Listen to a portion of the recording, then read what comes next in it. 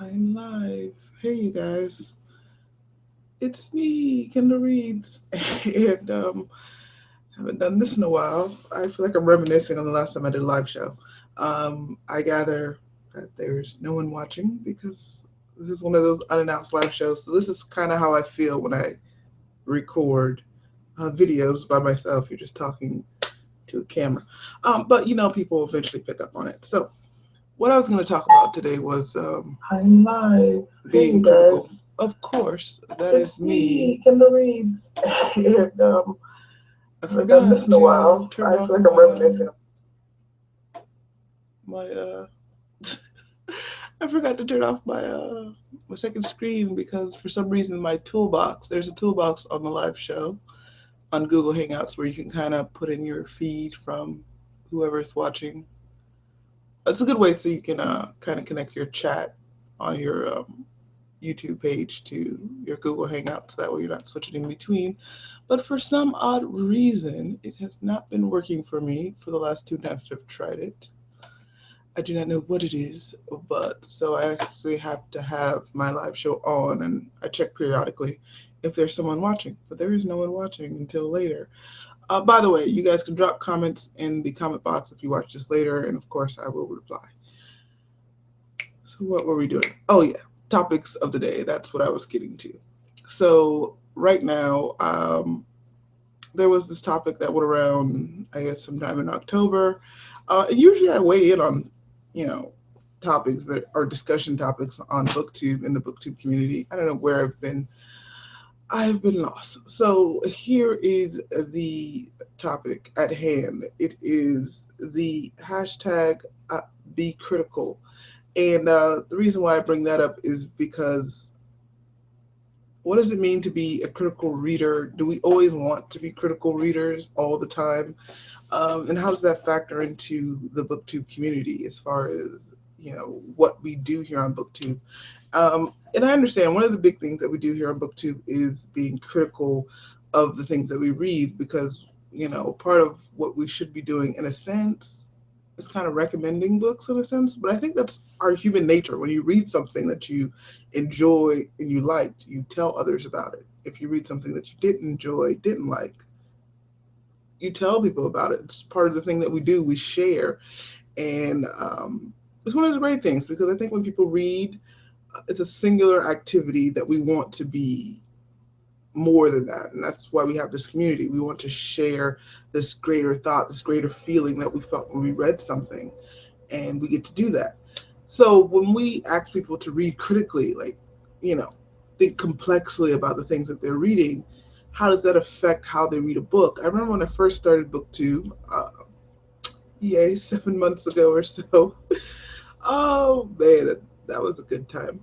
But anyways, when I first started doing the BookTube thing and reading books, not necessarily because it's something that I would naturally pick up, I remember there was this time where I didn't like it so much because then you would pick up books that just it was bad, and it was bad for you. It wasn't necessarily bad to the person that read it because there are books that have gotten great reviews in the community. I've read them, and for me, eh, not so much. And there was something lacking. There was something bad with the either the character in and of itself, the character annoyed me or something like that. So it became hard to just read things that you knew you weren't going to like, or there was a good possibility you weren't going to like. I think people have tendencies to like certain genres, and they can branch out from those genres, of course. And I highly suggest that they do it from time to time, because like I was reading someone's.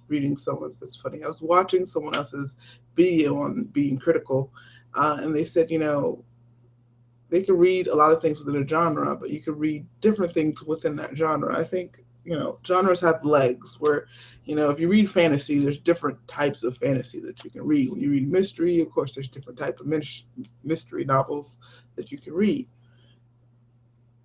It's just that simple. Oh, hold on. Make sure my Twitter's on. Where the hell did I put my thing? Okay, back to my live show. So there are different things that you can read, and I don't know. I think there's a time where we have to read things at face value, and that's where I was getting at. Where you're not really trying to read things super complexly. Like you're not trying to read everything from every angle.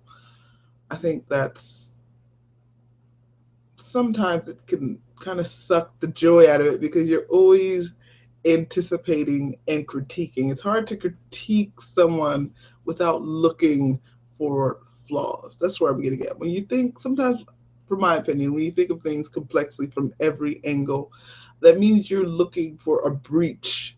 And so sometimes it can suck the joy out of what the novel is, just what it is at its face value. And I enjoy readers that read books at face value at times. And I enjoy people who read books critically from all different angles. And I enjoy people who can do it both of the times. Like there are times within a novel where they can start off reading the novel at face value, and things happen, proceed to happen within a novel, and then they start reading it more critically and more complexly. Or when they read it the second time, they read it more complexly, looking at all the angles of the story. Um, I'm reading North and South right now, still to this day. I have to talk about that. I'm still reading North and South, you guys. It's been like a month and I'm still reading the same novel. Now, you would think that that would bode badly for the novel. Like, why is it taking me so long to read such a small novel? But it's not. I'm reading the book at face value, in a sense, where I could be critical and try to analyze this book from like every freaking angle, or I can just try to fall in love with what the author is attempting to do. And I've done that. Sometimes it's just so easy when you're not reading a book critically to fall in love with the book and give a book a higher rating than the book, I guess, deserves if you read it from all angles because there are flaws. I don't think anyone reads a perfect book, or when you do read a perfect book, it's very rare that you read a perfect book in your opinion because it has all the things that you're looking for within that genre. You know what I mean? Like when I read an action novel, something that's just purely 100% bombs going off every second, I enjoy when the author gives me character with that. He gives me background story with that. That is a great action novel then for me. It's almost, 100%, just like a 10 out of 10 because it gave me the action that I sought and the book is classified as an action adventure and they gave me character development, but it doesn't mean that the book doesn't have flaws. Like maybe the characters are not that complex. Maybe, you know, they don't give both sides of the story where you can understand, why the antagonists are, why people are doing what they're doing within the novel. There could be definitely elements missing where there's gaps. I've done this 1,000 times, and I think this is what happens when I start reading books critically, and it just sucks some of the joy out of the book. You know how when you're reading a story and there is a gap within the story, there is a moment that is unexplained, and there's no way in heck that could actually be feasibly possible that something happened. You know what I mean? But the story just kind of glances over that and just keeps pushing through. But you, as a reader, you caught that hole, and now all you can do is every action from there forth. You're trying to figure out how it plays into that hole, and then when you read the whole novel, you realize nothing feeds the hole that the author created. That this lapse, this jump in theory or whatever that happened never gets explained, and so now you're like, but if you read the book at face value, that's what I'm getting at. If you read the book at face value, that gap in the hole, it might have been something that you could easily forget about and you move on with the story. So you guys weigh in on the Be Critical. Of course, you guys probably talked this thing to death, and I'm super late, which I am. I'm pretty sure I'm super late, but you guys tell me about reading things at face value versus reading things being critical, and can we do both within the community that we're in, where we review novels? And so you're thinking, how do you review novels and you're not critical at the same time? I think sometimes it's good to read novels how other people would read a novel who weren't being critical of the novel, if that makes any sense, because you're responsible for to your viewers to share how you felt about a book, how the book was portrayed to you. Did you have a good time reading the book? Did you find the book to be exciting? Did you find the book to feed into whatever genre it was fit into? Did you have a good time reading it? I think those are one of the most important things that I try to get across in a review, and I think a lot of people try to get across in a review. Did you enjoy the book? And why? Why was the book the best book in the world? Why was the book the worst book in the world? Why was it in between? Why did the book just meet your middle grounds? And if you can do that while reading the book at face value, that's how other people would read the novel. Other people, normal, just day to day readers, and even avid readers, before I started my booktube channel, I read like 90, well, let me not say 90, maybe 85% of my books at face value. And it would get so bad. Like when you find an author or a character that you like within a novel, and there's these gaping holes that happen. Sometimes, unbeknownst to the writer, sometimes writers think, okay, I'm going to let the reader imagine, come up with all this stuff, right? That sucks because I like when the writer actually writes a novel and he gives me everything that he wants the novel to be. But I think all readers, in a sense, we have an imagination that is very active, where when we read things, they come off the pages and we see them. And that's one of the beauty of reading. You start reading a scene and you can actually see the scene. You can actually feel the characters in a sense, like they're living for that amount of time that you're actually within the novel. And so sometimes you start making things fit into the story because you want the story to work. You want everything to fit. It starts fitting into your grand theory. And sometimes you're right because then there's a second novel, and the second novel kind of clears up all the crap that the author didn't really do a good job of explaining in the first novel.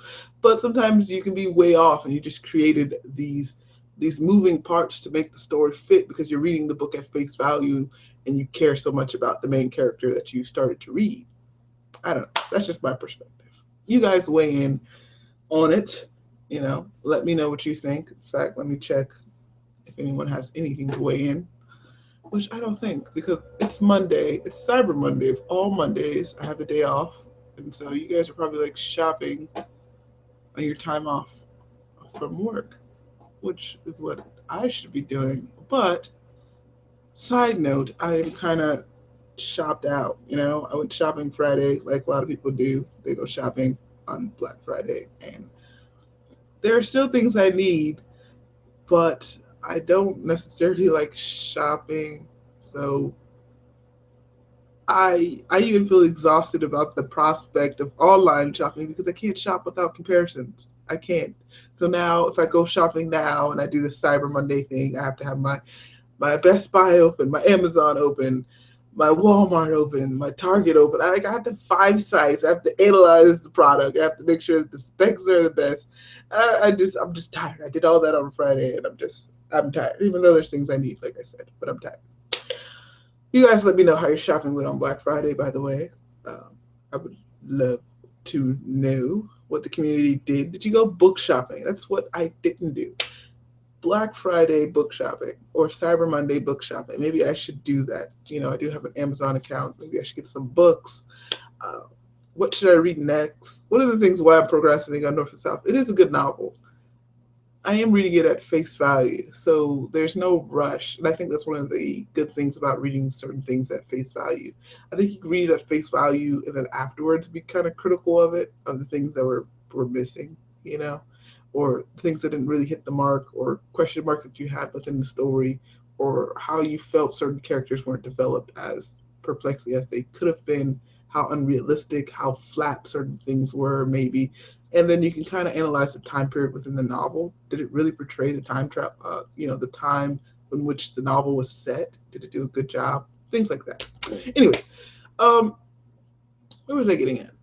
Black Friday shopping, Amazon. That's what I was getting at. So yeah, I should do that. I should read some novels. So you guys, within the comment box, if you guys ever eventually watch this, what are you reading right now? What should I jump off of? I think classics have this weird thing, especially when I'm reading a good classic. It's hard to jump into a novel. I think that's anything. After you read something good, there's always this moment when you're afraid to pick up the next novel because you don't know if the next novel is going to be as good as the previous novel that you read, even if the novel has nothing to do, not within the same genre. It's just one of those things where you just always compare that past novel to the current novel, especially in the beginning, because you don't feel as absorbed in a book when you first start.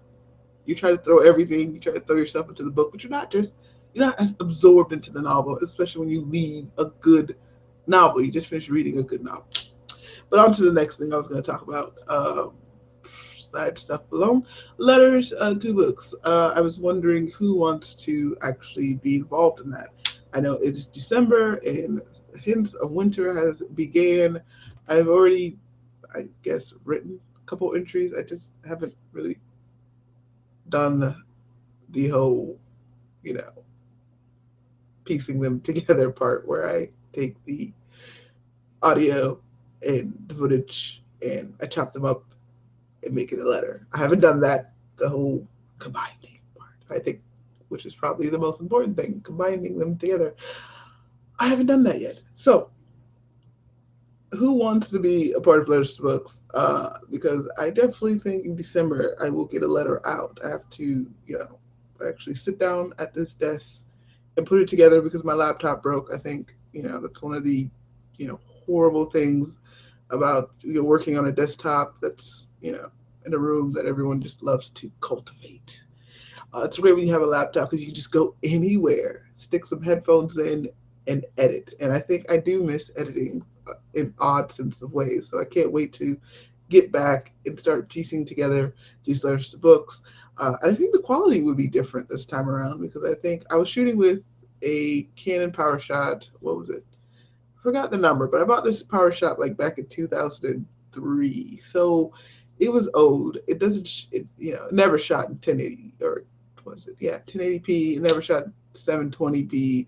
It never shot any of those quote unquote high definition resolutions. But I've been using things like Sony's, what do they call themselves? Sony Vista or something. No, it's not Sony Vista. Can't remember the name of the software I use. That's how long or late it's been since I've used it. But yeah, I use the Sony software thing and I bump it up so that way it's full screen and all that stuff. But anyways, now I've been recording off of a phone. This phone, quote unquote, does shoot in 1080p. So we will see how well that goes and how well that shoots. And I will let you guys know. In fact, you'll see. I won't let you know. You'll see the qualities of Letters to Books. See how well it sounds. I want to do some cool things in Letters to Books. Hopefully, I can write the rest of the pieces so that way I can give you guys some type of weigh in on where the letters transgress. I don't know. It's one of those cool things where you can, at the end of the video, you can have options, and you can vote on where the next letter is going. I love things that are more than just interpersonal. I like things where people feel invested in it and they feel like they weigh in on the outcomes of things. I think that is very cool. It's one of the things I like about certain games that I play, like RPGs, certain games where you feel like even though you're, watching and somewhat controlling the actions of where the story is going, you had a role in where the story goes. And so maybe with December, if I can do it correctly, I don't know. This is like a false pre-promise. It's not like a legit, this is what's going to happen. You guys have to watch Letters to Books to see what's going to happen, of course. But I guess there'll be points and times where hopefully I can put in options where you can see where another letter would go if I picked this option over another option. And I guess you'll have to wait and see because my explanation is kind of rudimentary and not completely planned out. But that's how I think. I think little thoughts that make no sense when I say them out loud, like right now, and then somewhat piece that together, and hopefully I make something happen. So that is my wish. Well, let's see. So yeah, volunteers for Letters to Books. Hopefully, if you want to be a part of that, please. Let's see. I guess you should probably private message me either. I want to say Twitter, but you would have to follow me first because for some reason on Twitter you cannot private message someone who does not follow you or you don't follow them. I think something like that. Or on YouTube. I was going to say Facebook for a second, but I forgot my Facebook is not attached to YouTube, which is probably a good thing. Um, but yeah, on YouTube, you can it's not instant message. They have this new inbox thing on YouTube. You can use it because I think it should technically still pop up in my notification. Hopefully it does. Sometimes YouTube has this uh, I don't know, quick trigger with assuming that everything is junk mail or not junk mail, but spam in a sense. It has this thing where it thinks it's spam, but it's not. And so when it does that, sometimes it doesn't give me notifications. So, but I will be checking it after this, video for a couple of weeks, just in case someone watches and decides that they want to do a Letters to Books. If you have no idea what Letters to Books are, they've been great YouTubers that have started doing Letters to Books. So there we go. And I know there's some people from previous who wanted to be a part of it. I think Lindsay Library and Blackberry, the Nikki. I, I'm horrible with names, but I do remember you. But just names. Names are horrible. But yeah, you guys just let me know, and I will let you know the instructions from there after I get a message, and I'll let you know where to send it if you're interested in Letters to Books. Um, and then, of course, I will view them, and then once I get enough of them, I guess, or I feel like I have enough of them, then I'll start doing the timetable, and I'll tell you when your video will be released, and we will work from there, hopefully, you know. Let's see. I have another. Wow, someone's actually viewing my content. Whoa, I am tripped out. Yo, Tom Books, thank you for the shout out for the live show. I think you missed my whole conversation on being critical, but I'm pretty sure you can work backwards in time and see what that's about. Um, but yeah, please weigh in on the topic of being critical. So, what else was there? What else was there? There was something else that I was just about to say. Oh, yes, here it is. I now remember what it was.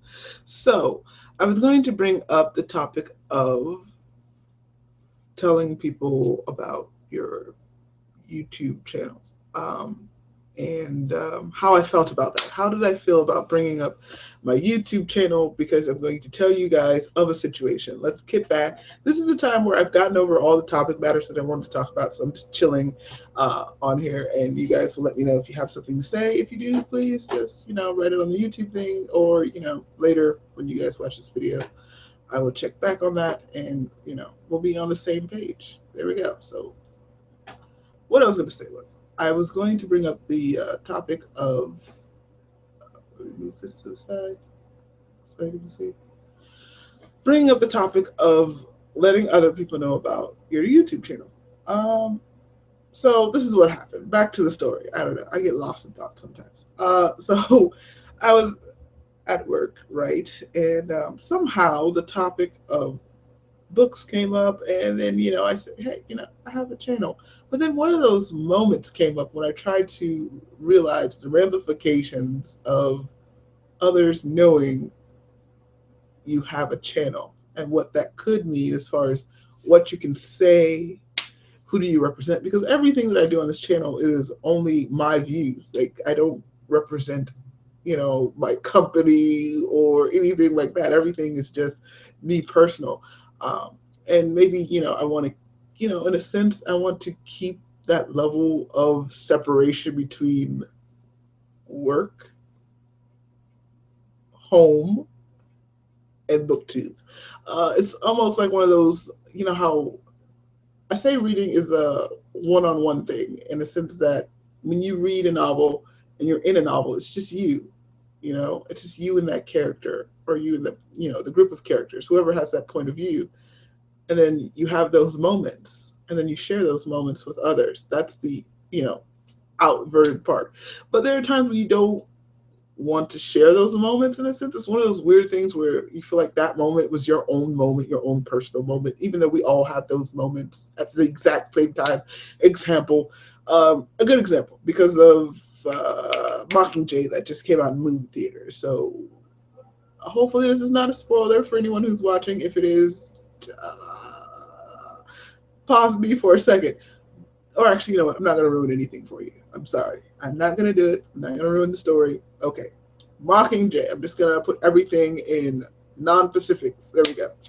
So when you read the book, The Mockingjay, if you read the novel, there will be moments, hey, everyone who's watching, there will be moments where you would feel something as a reader towards Katniss Everdeen. That is the main character. Either it can be annoyance or it can be admiration. But there are moments, definitely, where you'll feel one or the other, and sometimes both at the same time. But there are times within that story, especially the Mockingjay story, where there's moments that definitely happen where your main character, Katniss, rises to the occasion. That's a good way to put it. And when that happens, it's your moment. When, in a sense, you rise with the main character. You're rising to that moment. And sometimes you don't want to share that exact moment. And because I can't do spoilers, or I don't want to do spoilers for you guys who haven't read the story, I'm not going to say the moment. But there are moments, I guess there are several moments within the book. But it's hard for me to be vague, you guys. But anyways, you have these moments. And of course you can share them with others, but there are definitely moments where I think you don't share them. And I don't think anyone actually shares every moment that they have within a book. And we still keep secrets about moments that we as readers have within a book. Like we say the obvious things. Like right now I can say something obvious in the Mockingjay books that we all kind of felt pissed off at. But then there are moments that we don't share. I don't think we, initially think to do them, but we do. Why am I clapping? I don't know. So where was I? Back to sharing my life with the work. That's where I was going with this whole conversation. So yeah, I was at work, and of course I mentioned channel, and then they asked, they asked, what is your name? What is your handle? I guess that's what they call your username now. And I told them, but I said it real quick. I doubt that they ever looked it up. But like I said, there was this palpable fear that I felt between my work intersecting with my reading, what I love to read. I don't know. Has anyone else kind of had that moment? It's not like I'm ashamed of what I do, or I was afraid of what I do, or any of the contradiction. It's like one of those things where, what if I said something and somehow it reflected on work or someone at work, and so now it becomes awkward at work now, type of thing, or you just can't be yourself and express everything because, certain groups of people are viewing you. And this goes back to my whole notion of people are different things at different places. And I guess I should explain that almost a little bit. Okay. Backdrop on my life theory on things. It's just a theory. I don't know. In a couple hundred years, maybe someone might prove this correct. I am a scientist, but I can't really prove this because it's unprovable. I don't know. Anyways, so yeah, it's one of those weird moments when I talk to myself on camera. Hi. So anyways, I was thinking that we all have different perceptions of ourselves at different places. It's just, I don't know. I guess it's a part of just human nature, or it's what I perceive human nature to be. Like, me at school, who I am at school, it's still me, but your focus is different when you're at school. Um, so you're, more study oriented, you're more driven. There's certain parts of your personality that doesn't really shine through, and it's probably because of what you go to school for, and then you at work is a little different because, whatever your goals are at work, those are what you focus on. And so there's certain personalities that you don't get to see. Plus, it's a work environment, so there's a level of how do I put it, business etiquette that you have to have. You can't be as goofy or whatever as you can be at home. Like I can totally be super goofy, um, and funny and sometimes irrational. But I'm more rational at work because work is a rational place where you have to be rational all the time. And so there's that person that you portray, and they're still you. And then the person at home, the person that your mom knows, and your dad and your sister and all that, it's completely different than the person that your best friend knows, which is completely different from who your bosses know. And there's different levels, and it's one of those things where I didn't want those levels to kind of intersect with each other, and it wasn't because I don't like one version of myself more than another. It's just I don't know. That almost I can never say that word compartmentalize. You know what I'm trying to say. It's a box where you put things. So you have work in a box, you have friendship in a box, and then you have home in a box. And you know, always have this notion that eventually you'll meet someone who gets to know all of the boxes. You know what I mean? Someone who gets to know all of yourselves almost. But then I guess when you do meet someone, who you are with that person will be definitely different than who you are with your mom. So in a sense, I don't know. It's this huge messed up theory thing. You guys let me know. Maybe my theory is just totally whack and I'm making no sense. And you're like, yeah, that's Kindle Reads. That's the person that I follow. And then you're gonna click the unfollow button, and then my heart's gonna feel sad, and then it's gonna cause this whole thing where I feel sad. But hopefully not. Do not disappoint me, you guys. Agree with my theory so I can feel norm and, I can feel valid in this world about my theory.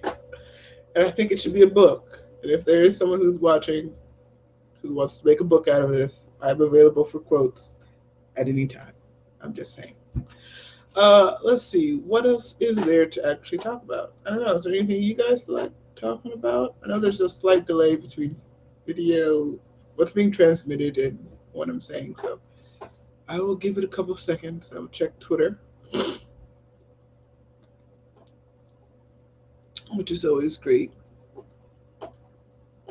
Maybe I should go to what is that place where we socialize over books? Goodreads? Yes, that's what I was going to say. Goodreads. Maybe I should go to Goodreads and tell you what books I'm thinking about reading, and you guys can weigh in on what you think. I think, Goodreads has logged me out because I haven't been in there for so long. Oh, no, it hasn't. Thank you, Goodreads. You're amazing.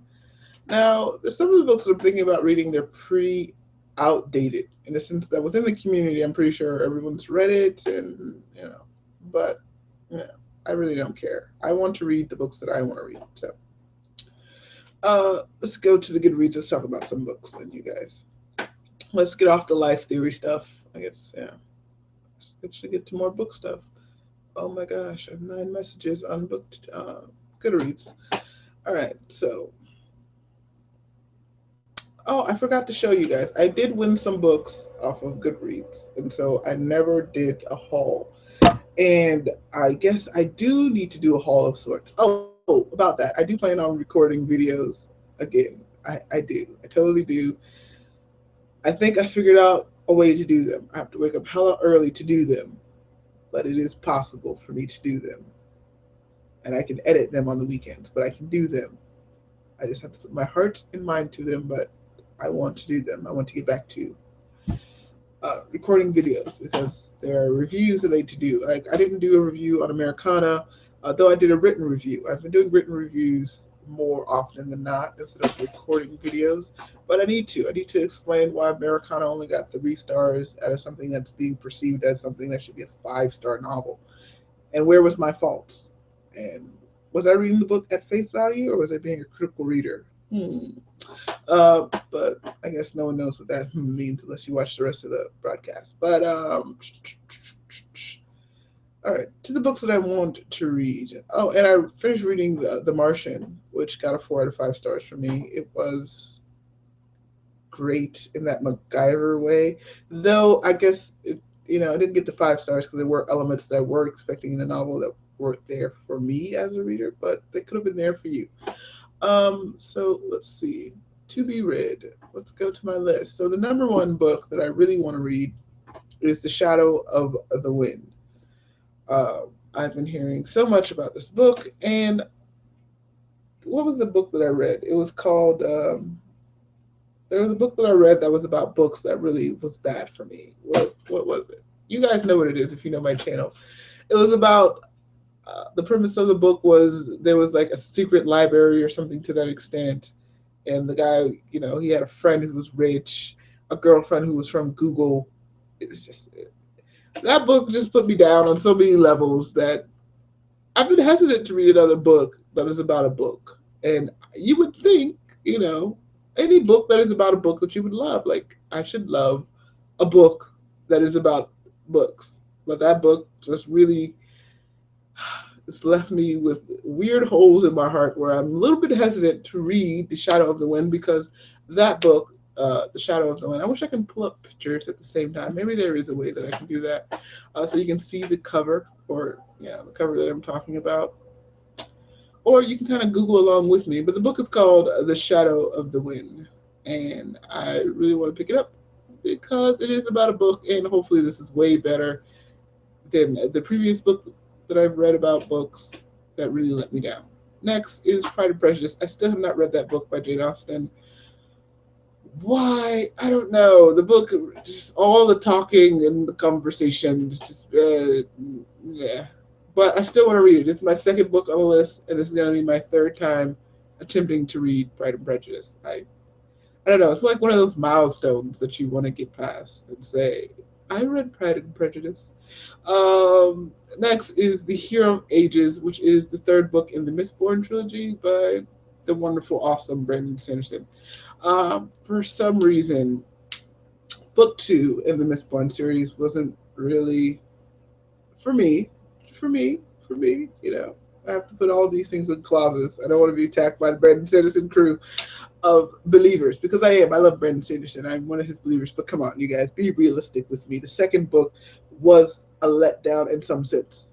Great fighting scenes, wonderful fighting scenes, but there was definitely elements of the character development that weren't there. And the pretense of all the things that happened with the book, I didn't feel like a lot happened, and the book was huge. And then the ending of the book, yes, it does pull you to read the third book.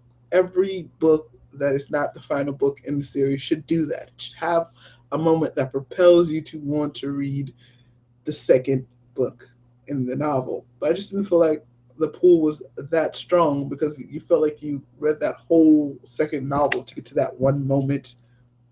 And I was a little bit where you were thinking, okay, I believe for like 7,000 pages this one theory, and now it's something else. It's just, I don't know. That's where I'm getting at. So anyways, The Hero of Ages is the third book in the trilogy, and I heard it does pick up marvelously. Like, it's back to, sorry, you guys, I think I'm coming down with a cold or something. But, yeah, it's coming back to what it was in the first novel, which is Mistborn, which was amazing. And so I heard certain characters come back. So maybe I should just pick it up. But that is the third book that I want to read.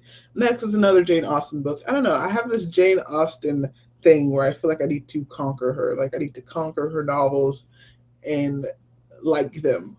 Because what was the novel that I read? The novel that I read wasn't even by her. It was Jane Eyre. It was by Emily Bronte, I think, instead of Jane Austen. So I don't know. My phone's going off. Yeah, so I still haven't read her link. Oh, hey, Brock from, yeah, Brock reads. How are you? You favorited my live show. That is totally awesome. But yeah, so I feel let down. I haven't even, the book that I thought was a Jane Eyre book, or, it wasn't. So, or Jane Austen book, it wasn't. It was Jane Eyre. You would think Jane Austen wrote Jane Eyre, but I was completely wrong. Next is a book called Zero Returns, which is in the Legend of Zeros. It's the third book. Now, The Legend of Zero is incredible fantasy novel, something that I don't think a lot of people have read. And this is one of my underrated books that I think people should have read. Why haven't I read the third book? I don't know. I should, but it was really good. It's one of those undercover books that I think people should read. Next is The People of the Mist, and I don't know why I want to read this, but it's on my list. Then I have A Tower of Two Cities. I've not read anything by Dickinson. Should this be the first novel that I read by Charles Dickinson? You guys weigh in if you've read anything by Charles Dickinson. You guys let me know, because I need to know what to read by him. Of course, I could read something else, which is probably something more easier. But I don't know. Tale of Two Cities seems like something I should have read. It's like one of those things where I read 1984. Hey, let's read. I see your comment. It's one of those things where I read 1984. And now, anytime anyone mentions Big Brother's Watching, I always have reference to that book. It's like something that connected me to that book. But then when I ask someone if they read 1984, or was it 1984? I think that's the title. When I ask someone about that, they never know what the hell I'm talking about. It's just the phrase has gotten bigger than the book itself, and no one understands the notion of Big Brother's Watching. Like, seriously, that's some scary-ish if you read the book.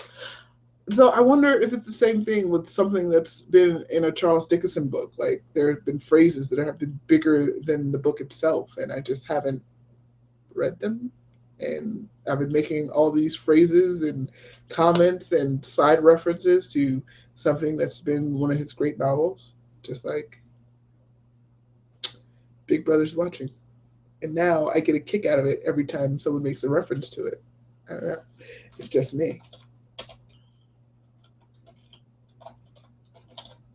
Is it just me?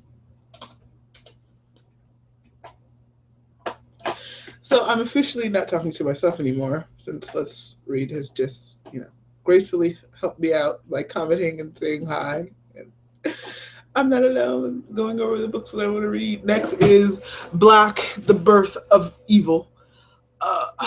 It's by Ted Dirk. I don't know, maybe I'm saying his last name wrong or something. Uh, he's supposed to be a Christian author, and I want to read that.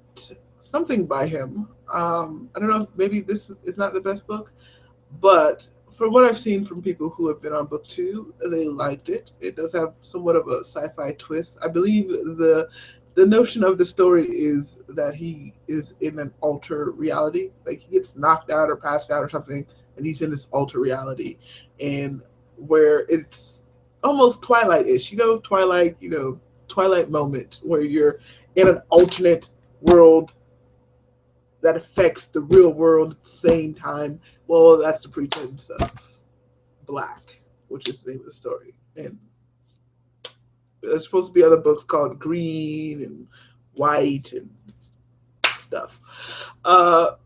Next is The Rook.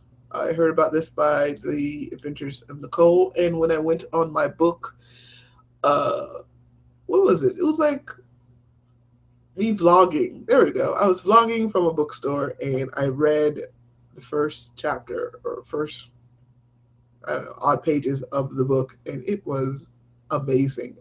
That is what I plan to read maybe after I'm done with North and South, because I need some adventure in my life. I have been playing Dragon Age Inquisition. I've spent countless hours on it. You don't want to know. You really don't. And so you should know I need adventure in my life, because I've just been playing a role-playing game for probably 100+ hours. And so it'd be nice if I read that. Next is George Washington Select Writing. I don't know, I have a thing about George Washington. He's a brilliant name, so I should read something. And I haven't read an autobiography, which week's list number 13, the autobiography of Benjamin Franklin, something that I want to read. Read something about my founding fathers of America.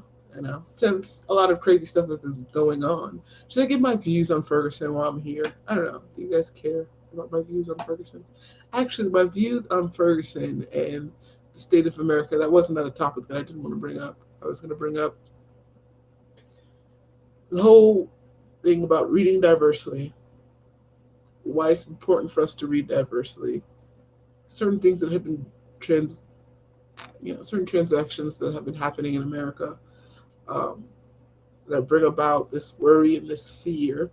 Um, and me talking about the whole Ferguson thing kind of plays in with work and why I say all my thoughts are my own, because where I work, there has to be some anatomy between my thoughts and their thoughts.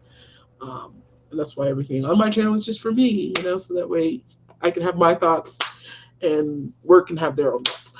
So I guess real quickly, I guess I can bring this up since people are actually watching now. Uh, let's see. So, okay, what happened in Ferguson was, if you do not know, if you're not from the United States, even though I believe this whole situation has been trending all around the world, uh, it's a situation where a young African American man was shot by a police officer, um, shot several times, and it ended in his death. Uh, he died, and there was a whole grand jury reading where the officer was acquitted, and he will not face charges for the murder of this young man. And people have felt upset about this whole topic, this whole conversation, and I think it brings up so many bad feelings because of what happened here in Florida. The whole Trayvon Martin and a young man who was shot and killed by someone who was doing a neighborhood watch, uh, who followed a young man as he was walking home. The young man had a hoodie on. The neighborhood was under neighborhood watch. The man who shot Trayvon Martin, the black male, he called the cops. The cops told him to go home, but he continued to watch, and follow the young man. The young man knew he was being followed. We know this because of a call that he had with his girlfriend about, him being followed. And so when the guy approached him, the young man began to fight him. And because the other guy was losing, he did pull out a weapon and he shot him. And something about standing your ground and all this stuff, it brings up, I don't know, a lot of bad feelings of what's been going on. So how does this play into reading diversity and this unrest that we feel in America about culture and where we are as a society? Um, Glass ceilings, perhaps. Um, I don't know necessarily what that means for all of us. I think this is a very complex topic, a very complex matter. I think a lot of people, there have been a lot of unjust, and this is my whole thing. America has not transitioned that far, or as far as people perceive we have, because I think, 51 years ago, Martin Luther King did the I Had a Dream speech. Um, and there have been moments in my own life where I've faced racism or racism comments. I remember at a restaurant, I was sitting down, and a server wouldn't serve me. Served everyone else at my table, around my table, and pointedly skipped me. And I had to wait for another server to come, and I had to flag that other server down just to get my order in. And it was one of those things that just made me feel sick. And there was other moments when I was walking around, even my school campus. It wasn't necessarily on campus. It was like literally like 3 feet away from my campus. Like, food is down this one street, and I'm on this other street, and like literally it's just basically like a foot away from being off campus. And so, anyways, and I heard this guy yell racist things to this young black man who was crossing the street, saying that he would hang him, and words like that were being used. And I didn't know what to do. Uh, this is just me speaking from my own point of place. I didn't know what to do. That was one of those things where you felt the fear, like, for the guy's life, and it all hinged on the color of his skin, and not on any bad transaction that he did or anything. It was just purely the color of his skin. And it's those moments that thankfully they happen unfrequently, but they're still there within the fabric of society. They're just very nestled in. And it's a great thing that a lot of people don't have that view. Don't get me wrong. A lot of people don't have that view. I think America has transitioned in great ways, but I think there have been many injustices that we feel are still ever present, and a lot of things factor down to color. Like if you look at the statistics of how many men are in prison, and then you factor that down by color or race or culture, and you'll see a huge majority of them are African American males who are in prison, who basically they make all of these little things. If you look at prisons in the private sector, they make a lot of money, and they build and do license plates, they do all these little manufacturing things for a fraction of the cost. I think they get paid like 10 cents. I don't know, something ridiculous like that. So they work, the prisoners work, and they get paid a salary, but I think it's something, like I said, something ridiculous, like 10 cents. I'm pretty sure someone, after they watch this or something, they can give me the real stats on the numbers or something like that if you guys care. But anyway, they work for a certain amount of money, and they use that to basically buy soap, I guess, toothbrush, and whatever things that they need in prison. I don't know. I've never been to prison. But I'm pretty sure there's crap that they need, and it's not supplied to them. Like they have to buy those the small necessities. Um, and because of that, they work. So, anyways, they work for these wages, right? So these small behind wages, so they can basically, stay clean in prison. And a huge majority of them are black males that are doing this, and these companies are making millions off of their contributions in prison. And it's almost like slavery, if I would, at 10 cents a wage, and they get prison. They get, I don't know, they get viewed the harshest, I think, in the criminal justice system. White collar crimes, even if they have the same effect as, I guess, regular crime, I don't even know why we call them white collar crime. Even the notion of what we call crimes that are mostly committed by white males, uh, that get less time in prison, it doesn't make any sense. But anyways, but there are mostly black people working in these prisons, making these companies $1 million or more, millions of dollars and more, off of their contributions, and they get paid 10 cents just to stay within that system. And then once they're in the system, I think who did these? The Blog Brothers. They made a video about prison and how much it is expounded at such a alarming rate in America. Like we have the most jails, the most prisons, the most.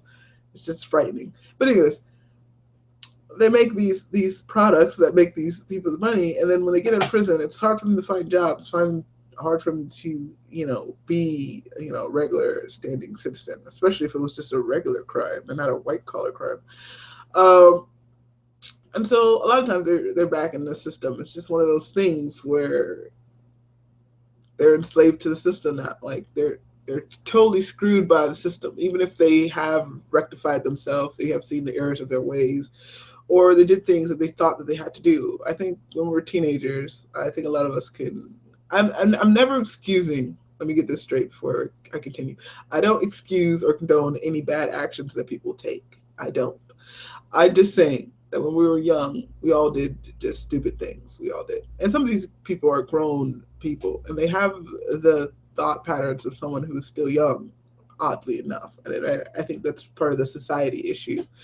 Uh, but I don't know. I just think the whole Ferguson thing was just messed up. I think I was going down this long tunnel of thought where I was saying the Ferguson thing was real messed up, and that we do feel their pain, and I don't think we have transitioned as far as people think. I think when we got a black president, I think people thought the ceiling is broken and justice is set right.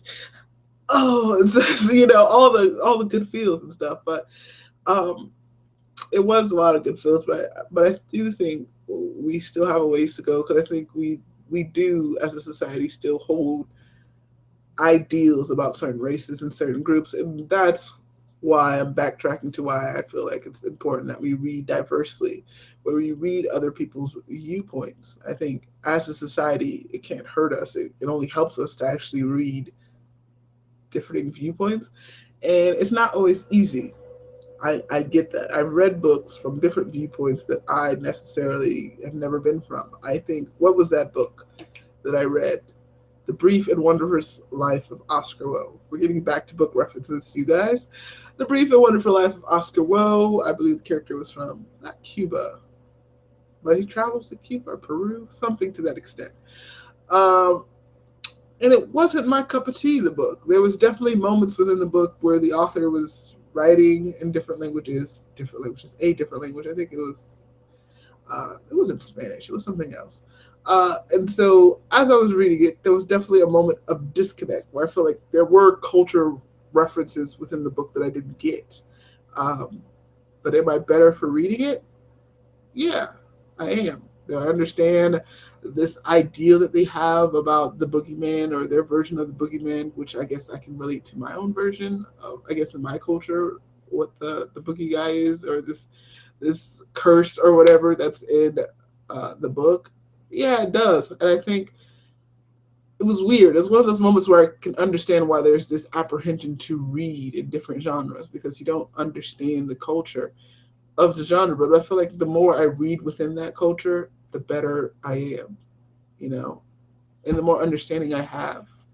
Um, I'm going to take a pause because I think something's going on in Twitter or on my feed or something.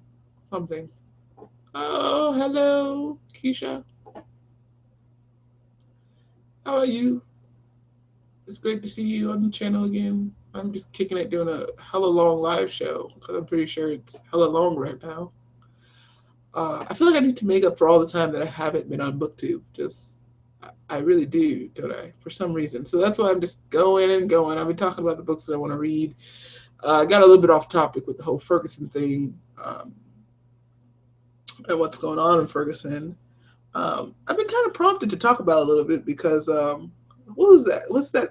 So pancake? Who's that people who does that? What is it? Pancake something? I don't know. They did this one thing where this guy does poetry about Ferguson and he talks about the color of his skin. He talks about divide. And I thought, this is a good time for the community, overall booktube community, to kind of push the notion of reading diversely and why it's so important.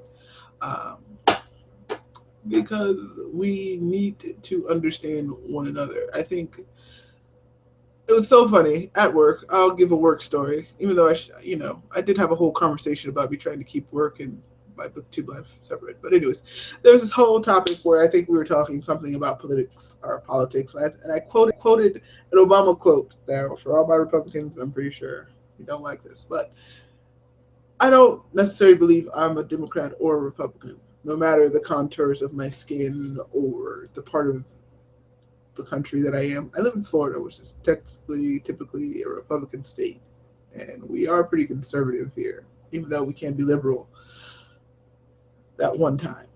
But uh, anyways, we are not a collection of red states or a collection of blue states. We are the United States, as a very good president once said. Even though I'm pretty sure he's quoting another president. Anyway, so with that being said, I definitely think that people, no matter if they're red, white, brown, whatever color in between, we are not just those people. We are, humans. We have a humane side of us. We have thoughts. We have fears.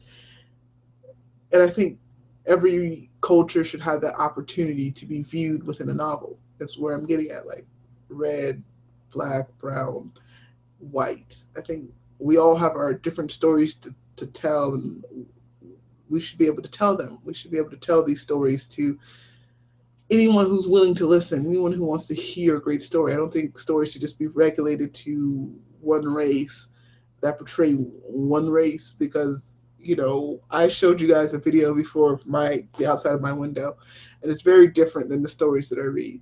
And it'd be nice if I had a story that kind of portrayed the outside of my world And I have a Letters to Book coming up talking about me being a hero of sorts. You'll, I guess, get more into that. Hopefully, I can record that. But yeah, I think we should have that. We should have more diverse stuff. Let me go back to the live show. Um, oh, snap. I'm messing it up.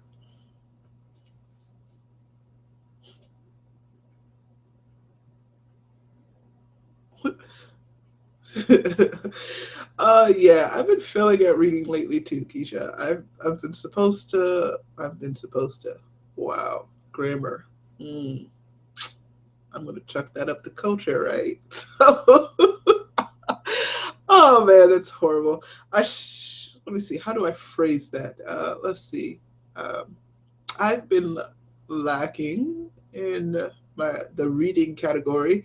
I think yesterday night was the first time I actually started to read again. That's where I'm getting at. Uh, again, North and South. I'm still reading. I'm reading that book at face value. I'm not really criticizing it from every angle, which is my whole topic about being critical.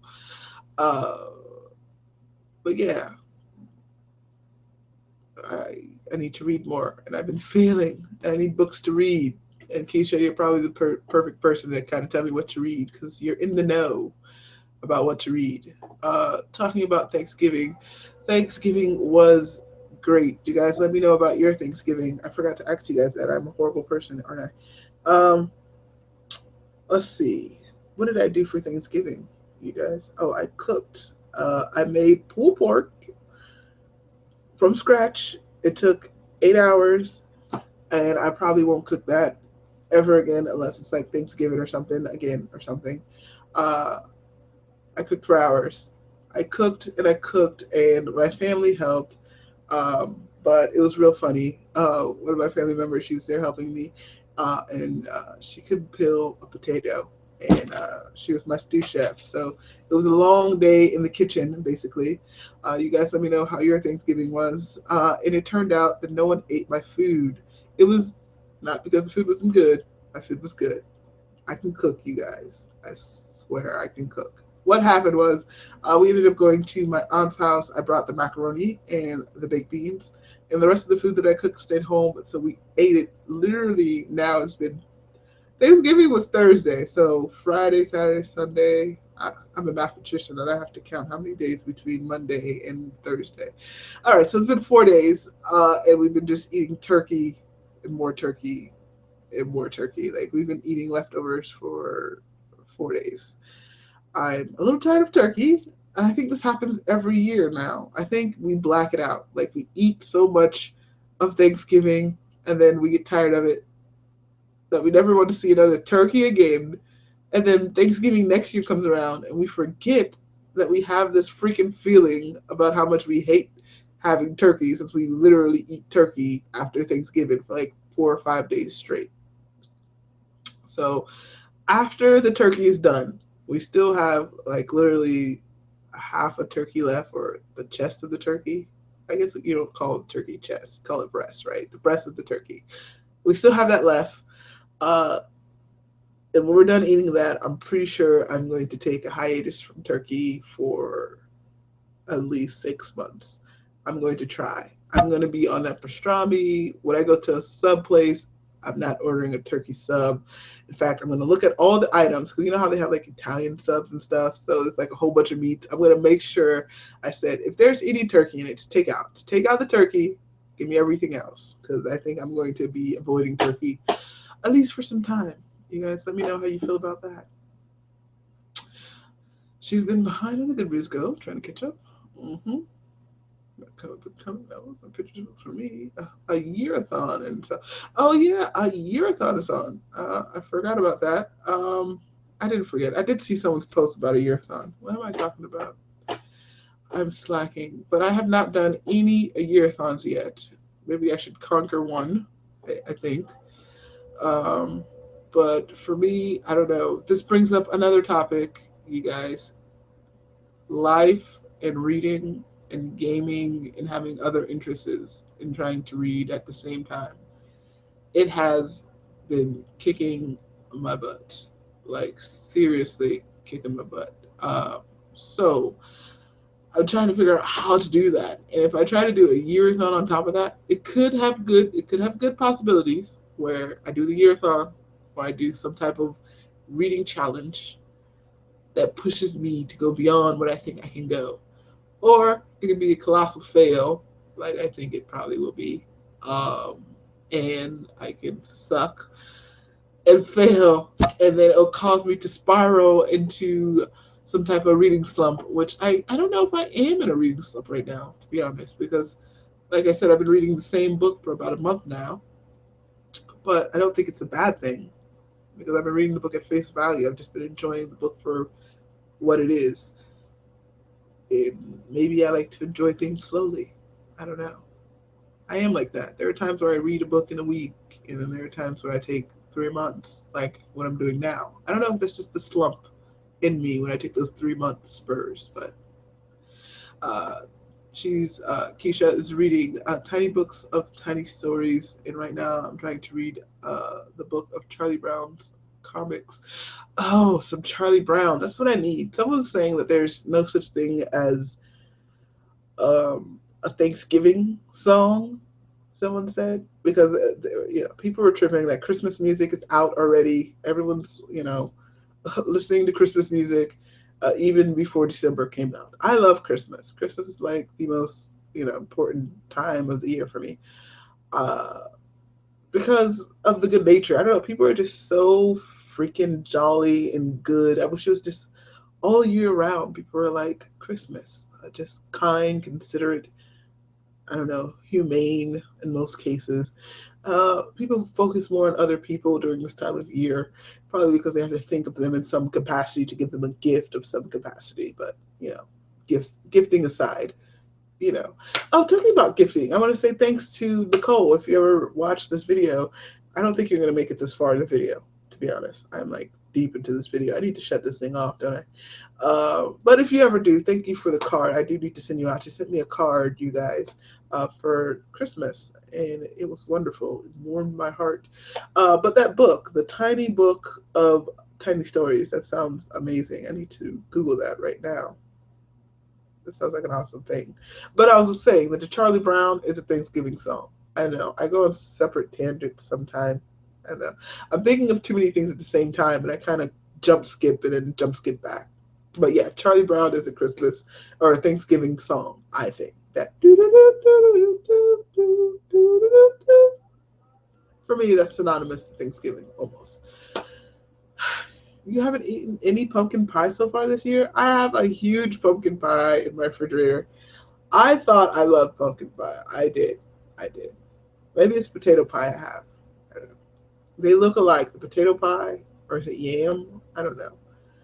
But someone at work made potato pie. It was awesome. I think you should just screw it, go straight to the Publix, and just get yourself a pumpkin pie or a slice. I think they need to sell slices at Publix, unless they already do, and I'm completely wrong, and I don't know. But I could swear they only sell like full pies. So just buy a slice and be out.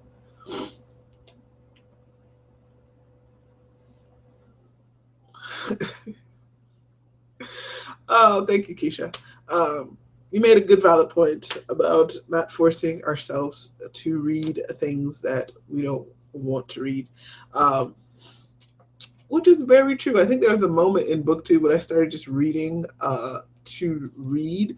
And that's one of those things that I have against being critical all the time when you read, because again, sucking the joy out of something that we love to do. I think sometimes when you're being critical and you're examining something that you read from every angle all the time, you don't get to, again, appreciate things at its face value all the time because you're being super critical of everything. Um, so, yeah, that's my comment on that for sure. Anyone else is watching? I don't know. There's like 3 or 4 people watching. I know Let's Read is watching, and Keisha. If someone else is reading, follow the link on the Twitter and you will see the comment. I don't know, maybe someone's watching via the Google Plus. I have no idea. To me, Google Plus, it has its problems. I just, it does. It really does. Um, I know Tom. I don't know if Tom, if you're still watching. drop a comment, be known, announce your opinions. This is a great place for us to kind of talk and share, and nothing's pre-recorded. So this is me, you guys. Take that at face value, I guess. Uh, but yeah, the next thing is The Secret History by Donna Tartt. I need to read something by Donna Tartt because Steve from Steve reads, I believe. Yes, Steve reads. He is he loves Donna Tartt. Donna Tartt is almost like I don't want to say civic god to him. That's just being overcritical, but he loves Donna Tartt, basically. So I've read the first couple pages of it. Wasn't The Secret History? What's the book that won the Nobel Prize? Nobel Prize? Book prize? Some prize. She won some prize, and I read that book, and at least the first couple pages of it, and it was great. So I'm pretty sure she's a masterful writer. Uh,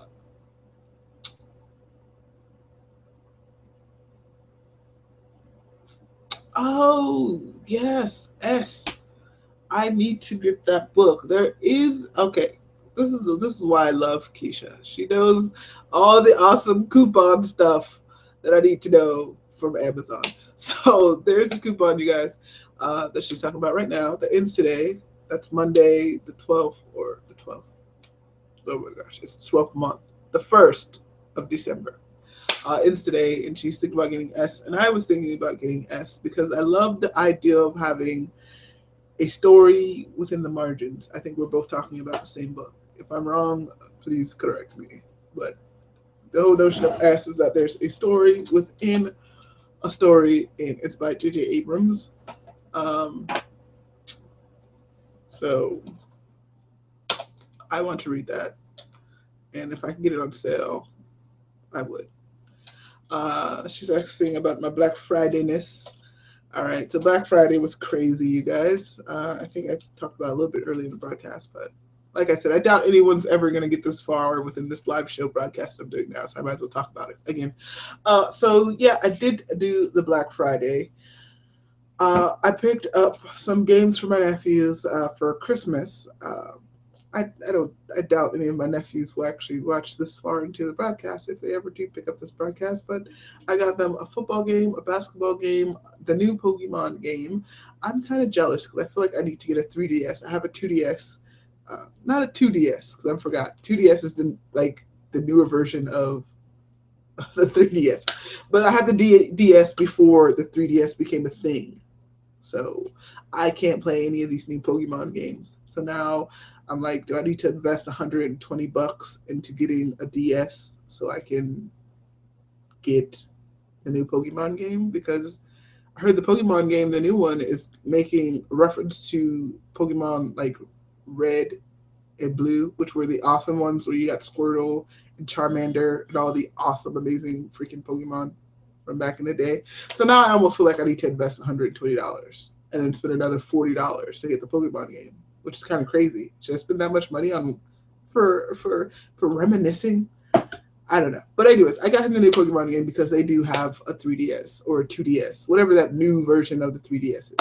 Um, you got I need to watch Big Bang Theory. You guys, I'm sorry, I've only watched like maybe 4 or 5 episodes of Big Bang Theory, and I love Big Bang Theory. I do. It's funny as hell. So I need to get my life together and binge watch that, and I need to binge watch. People have been telling me amazing things about the Batman show called Gotham.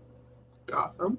I am a comic freak, so please don't mind me spazzing out and the slow pauses. I have to remember the exact name of the show. Uh, so I need to watch that. Um,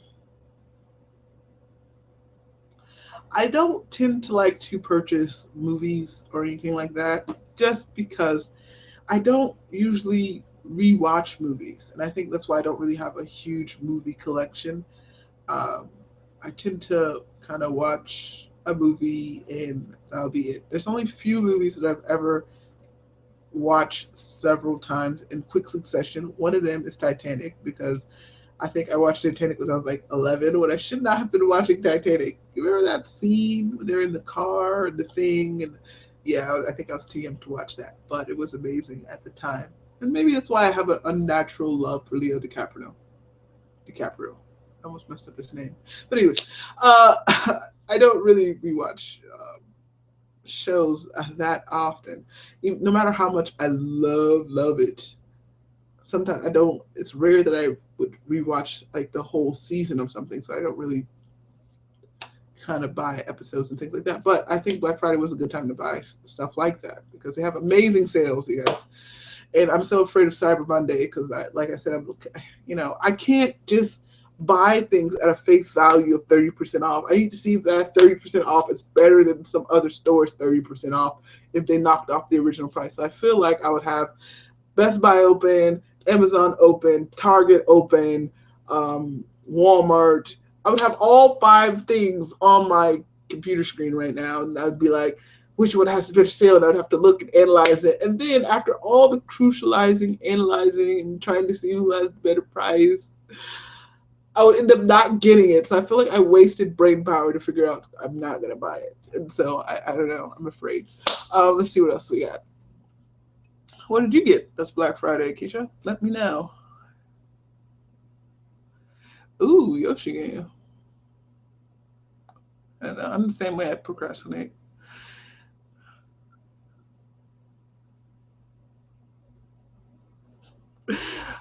Big Bang Theory makes me laugh. It's who's the guy, the little skinny guy who's just so rude. I don't know what's his name. He cracked me up. Uh-oh.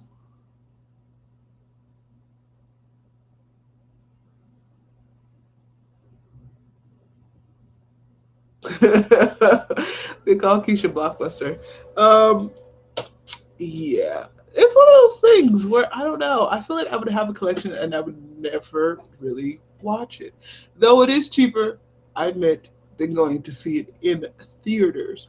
But I don't know. There's something about watching a movie with like a lot of people around that make movies better. Example, I don't remember what movie was it? I think it was a Fast and Furious movie that I watched. I think it was the third one. I watched it in theaters. It was amazing. It was the one where The Rock finally joins the cast of people in the Fast and Furious. If you know exactly which Fast and Furious number I'm talking about, it's probably 4. Probably 4.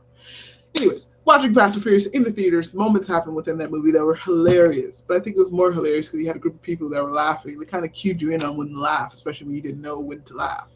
I don't know if that sounds weird or not. But yeah. So when I went home, I think someone had the DVD and I rewatched it, and those moments weren't as funny. Yes, I'm talking about Sheldon. Thank you, Keisha. He is hilarious. I love Sheldon. But I think Sheldon gives scientists an unnatural view. This is the argument that I have with people I don't have this argument. It's a conversation that I have with a friend. I had to talk to my friend, and people make this comment all the time. It's slightly rude, but I don't think they understand how rude it is. They'll be like,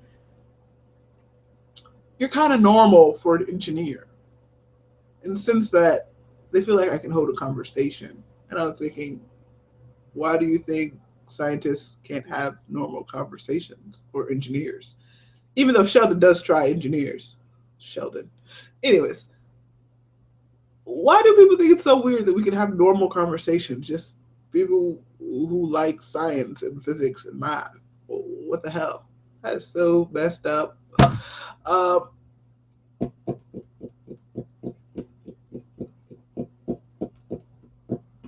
yeah, but there are times when I do like watching movies when no one's around, but those are more for sentimental movies. I don't want people to see me cry. Even when I'm in theaters and there's like one of those tear-jerking moments, I think people watch me, and that's because I have an odd personality.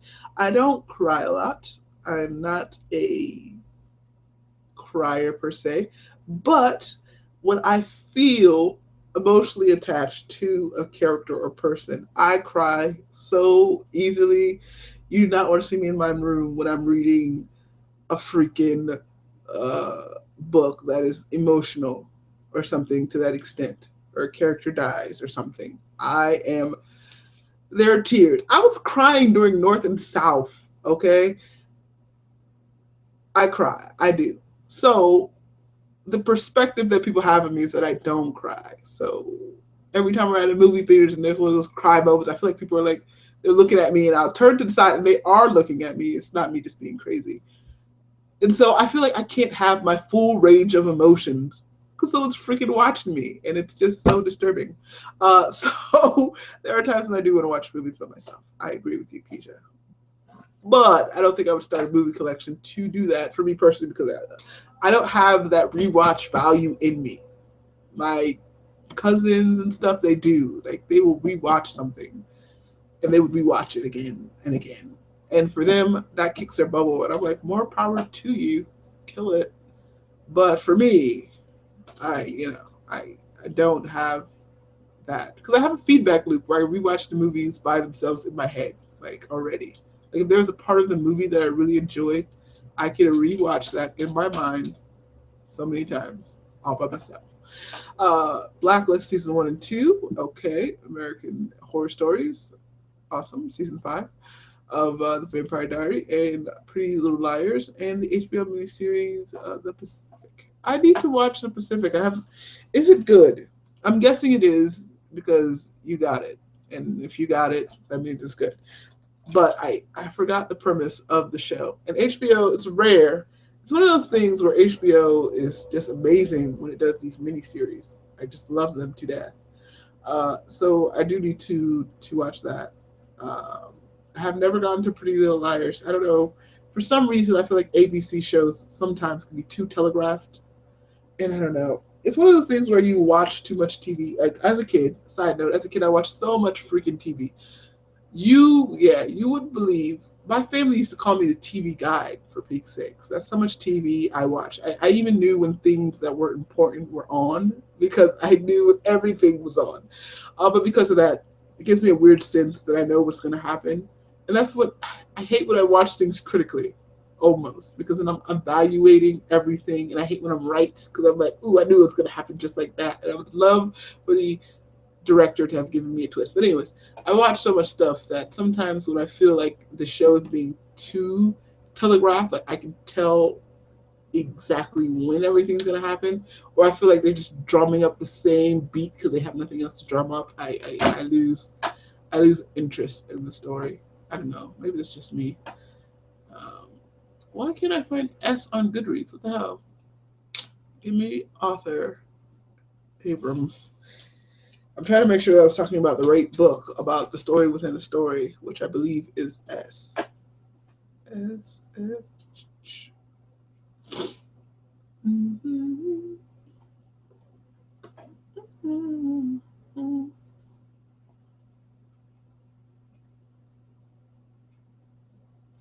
I need to see the Vikings too.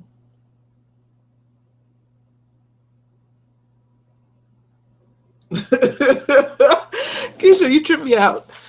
Okay, because she's like the price for the miniseries was $10, so she couldn't resist, and I think that's something that I'm finding I have almost an issue. I have this thing called buyer's remorse, and don't get me wrong, I like to buy things almost, but I get into a weird place when I buy things, especially for myself, where I feel like I'm being over the top with gifting myself almost, and someone else can enjoy the item more than I can because I have this thing before I buy something, I look it up and then I look it up and I look it up and I look it up. And then when I finally get it, it's like, you know, okay, now I have it. It's such a blah moment for me.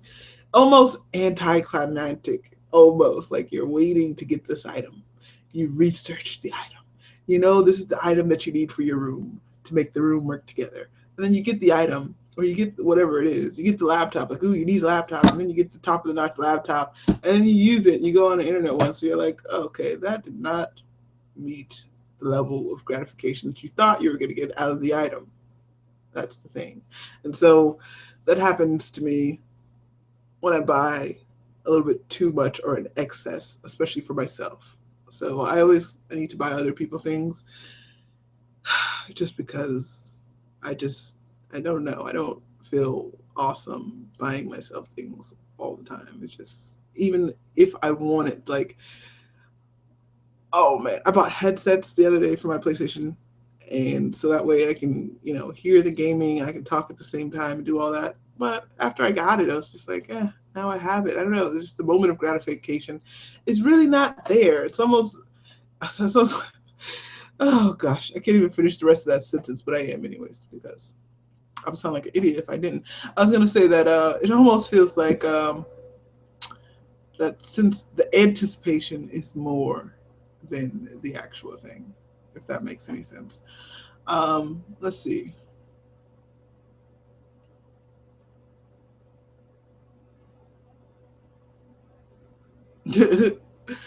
uh, oh gosh. Okay.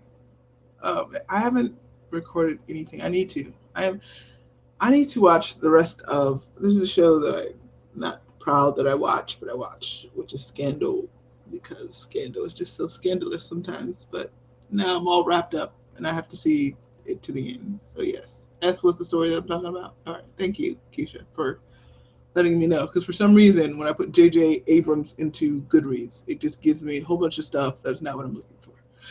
Um,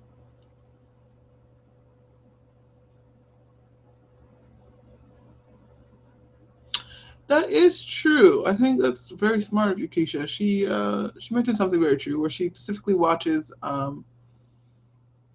TV shows, or she waits to get the shows when they're on sale. So that way you're not spending, like, usually I think a Blu-ray can sometimes be freakishly almost like $30 sometimes, or sometimes even 50. I don't know if they have like the whole, like, it's a series. It's expensive.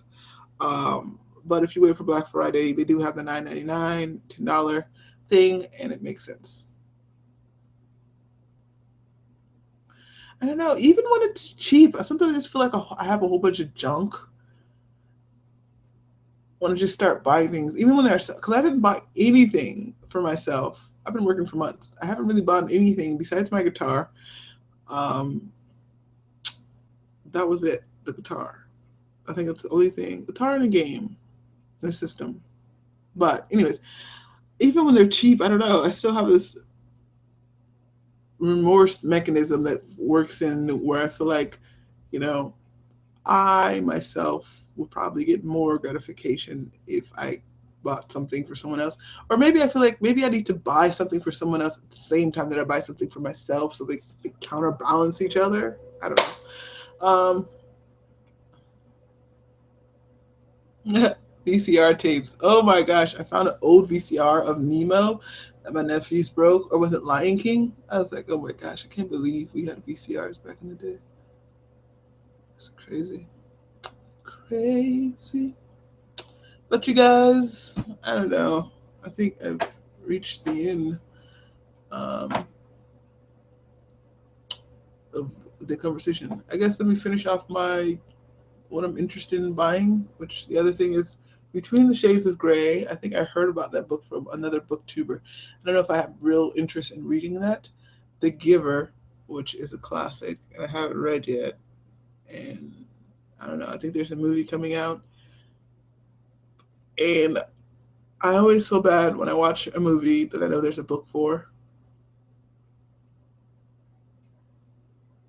Thank you for the suggestion on what to type for the J.J. Abrams, because I don't know, I guess I'm typing it in wrong on freaking Goodreads. But I always feel bad when I watch a movie before I read a book, or I always feel like I'm not getting as much if I watch the movie before reading the book. I don't know, it's one of those things. So yeah, The Giver, I believe a movie's coming out, and so I should definitely read that since it's on my list. Everything is Illuminated. Uh, that's another book that I want to read. And then I don't know if I want to read The Road, because I told you about my crying disposition. Um, but The Road by McCartney. Um, so those are the things that I'm interested in reading, but I really want to refresh this list. This list is so old as far as my um, let's see, to be read list. This list is super old um, because I don't know when's the last time I've actually updated this thing as far as what to read. Um,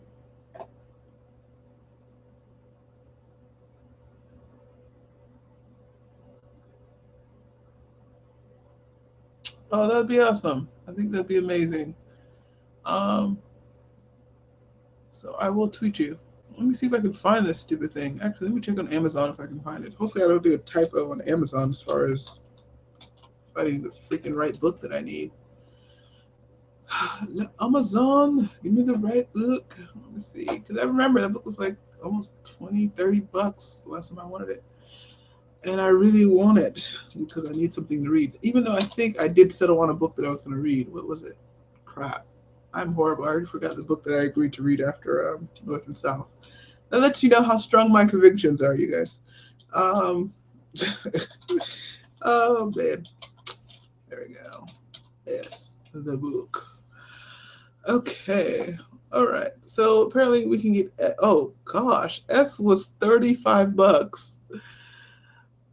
Now it is $23.95, and I wonder if I put in the promotional code if I can get it for cheaper. Why is there no? Well, I understand why this book doesn't have a PDF because it'd be impossible to do a story within a story in a PDF. Like right in the margins, how do you do that in a Kindle book? It's impossible. Um, but I don't know if I'm looking to spend $23 on a book still. And that's with a 32% off. And what is there another 35% off, Keisha? Am I reading this wrong? Am I calculating my savings wrong? Am I getting my save on wrong? I'm on Amazon right now for the $23.95. Your advice was for Goodreads. Yeah, I'm on the Goodreads too, just to get the synopsis, which I don't know if anybody cares. I don't think anybody's watching anymore. Um, do do do do do. You had to type it in like that. S dot. Yeah, a young woman puts up a book left behind by a stranger. Inside it has margin notes, which reveal a reader's uh, intrigued by a story that is mystery author. So yeah, they're trying to figure out who wrote the story within the margin, basically. And she responds with notes of her own. And so I love that concept just so much.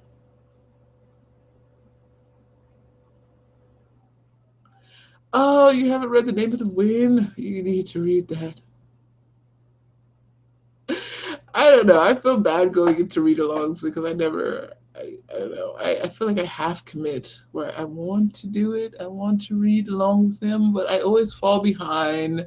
And they're like on chapter 50, and I'm like on chapter 2. And then I feel like I'm rush reading, and then it's over. And then they're telling me how freaking amazing the story is. And I'm like, so I don't know. I suck at read along, so I don't know if I want to half commit. But still, the book is $23.95 right now, and I don't know if I get a sale on top of that. If I get that 25% on top of that, it's sub 20s, then maybe I can think of it. Um, so yeah, but I think I'm gonna get off because I'm starving. I think it's time for some more turkey. Um, Yeah, the price of the book is really tripping me out on this S book. I wish it would come down some more because, or maybe I can go to like a thrift store of some sort and be lucky enough to find it. And to be honest, the store has no idea what they're doing when they sell books. Like they give books away for like $5 or $1, and I'm like, do you not know what this is? This is like the greatest thing since sliced bread. But of course, I don't say that because I want the book for $1. Um, so yeah.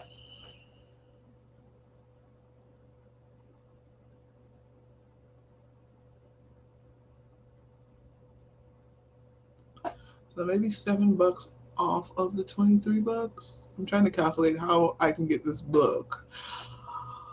For something less than $20 because yeah. But anyways, you guys, I am starving. I'm pretty sure this broadcast has probably gone way beyond what I really originally wanted. But it's been a while since I've spoken to you guys. There's a lot to talk about, and we need to talk some more.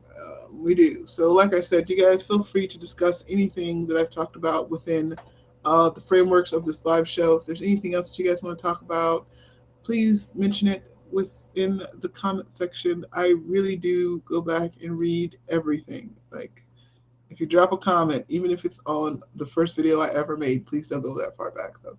But if even, no matter how far back, I go back and I check. So please watch the video, drop your comments, and we will talk. It is officially time for me to get some type of food in my system. And like I said, it's probably going to be turkey, leftover turkey. Of some sort. So you guys have a good one. It was so much fun talking to you guys. I need to catch up and watch more of you guys' videos. I feel bad about that. But it was good talking to you, especially Keisha and Let's Read and Tom Books. Thank you for retweeting out my live show. You guys are always super supportive, which is amazing. I think it's amazing. And again, you guys let me know. Again, if you want to be a part of Letters to Books and you want to actually do some entries so that way I can post it on the channel, just let me know, private message me. I'm still trying to figure out how I can get this book for only $20. Like, that's why I'm clicking. You hear all this clicking going on. The clicking is real. That's me trying to figure out how I can get this book for under $20. Sophie, no, don't do this to me. You just joined when I'm about to get off. Oh, you're killing me. You caught some of the live show? Well, that's great. I'm glad you caught some of the live show. I was hoping to meet up with you and catch up with you. I've been checking out your channel. You guys, if you don't know about Sophie, the undereducated reader, that's the name of her channel, go check her out. It's freaking great. I loved it. I think I was watching your latest video when you were doing a book tag. I will see you later. Oh man, you're making me hungry. Some Popeyes? You need to choose Popeyes, Keisha.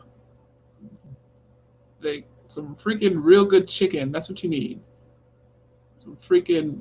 You're making me thirsty for some Popeyes chicken. Popeyes with some... What is it? What do I love from Popeyes? It's not the rice. It's something else. It's the freaking biscuit. Popeyes and biscuits. My thoughts exactly, Sophie. The unknown moment when I'm about to log off to grab some food, and you appear, but watch the whole live show. Just watch through chronically, make comments along the whole way. If you want, just watch the whole thing, and then you have your notes at certain times, and then we will meet back up. Because I'm pretty sure I'm going. If I keep going, I'm going to get to a point where I make no sense. Look at that, I'm like stuttering. It's because I'm low in salt and sugar, and yeah, it'll get to that point where I make no sense at all, and you guys will think this is my normal state. But thank you for joining me. Next time, I'm going to do more live shows. Yeah, I will. For sure, especially over Christmas, you guys. I took a week off, so there's a week off somewhere around Christmas, New Year's, and so I'm pretty sure I'm going to be on here a lot, which would be good. We can chat over, Christmas purchases, and if anyone was able to succeed in getting the book S for under $20, that'd be great. Yeah, thank you. The biscuits are the best. Those biscuits, I'm telling you, go with the Popeyes. Jeez.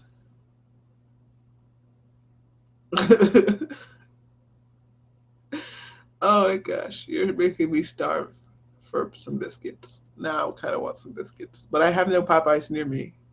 It's not like the nearest Popeyes I have is literally maybe 20 to 30 minutes away, and I don't have my car, which is why it's so hard for me to make not live shows, for me to record, because I have to do all the super transportation to get to where I want to get to. Yeah, that is it. Thank you guys for watching. I really enjoyed you guys. I miss everyone. It's so nice seeing you guys. It's Leftover City. Peace. Keisha, do another live show so that way I can watch you and comment. In fact, you should just do one now so that way while I'm eating my leftovers. Or wait, go to Popeyes first, then eat that, do a live show.